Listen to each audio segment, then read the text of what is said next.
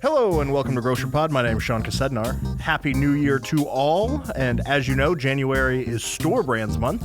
To kick things off, I'm joined by Cara Finger, AWG Brands Marketing Manager. We're going to talk all about what AWG Brands is doing to celebrate. But before we get to Cara, I want to remind you to please subscribe to Grocery Pod. Subscribing means new episodes will be downloaded for you each week. You can find Grocery Pod on Apple Podcasts, Spotify, YouTube Music, or any other platform you use to listen to podcasts.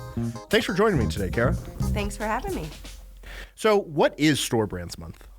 Store Brands Month is a month-long nationwide campaign. It was started by PLMA, and it takes place each January. It's really focused on shining a spotlight on what makes store brands so great. So their quality, value, the innovation, and the variety. Awesome. And what is AWG doing to participate? We support the initiative by highlighting the excellence of AWG's private brands program that we call AWG Brands, and also by recognizing the retailers who champion them. If you want to follow along on our social media channels and our website, we share resources and best-in-class examples throughout the month. We also shared the PLMA Retailer Toolkit earlier in December in our newsletter, and it's also on Storefront, so retailers can take that toolkit and learn ways to promote AWG brands in their stores. So there's great ideas in there, examples, industry facts, graphics, and more. And how do you recommend retailers get involved? First and foremost, check out the toolkit that I just mentioned. It's a great starting point. It gives video ideas, social media posts, news releases, in-store activation. So it's really turnkey and easy way to start.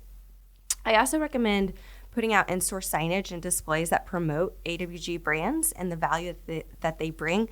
This will help educate consumers and also promote trial of store brands for those consumers who may not be as into them.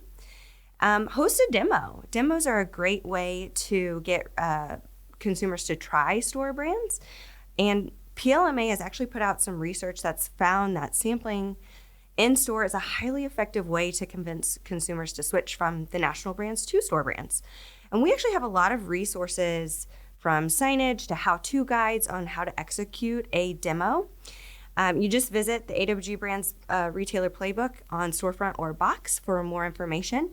And when you follow the guidelines of AWG Brands Demo Program, retailers can get reimbursed for product, labor, and supplies.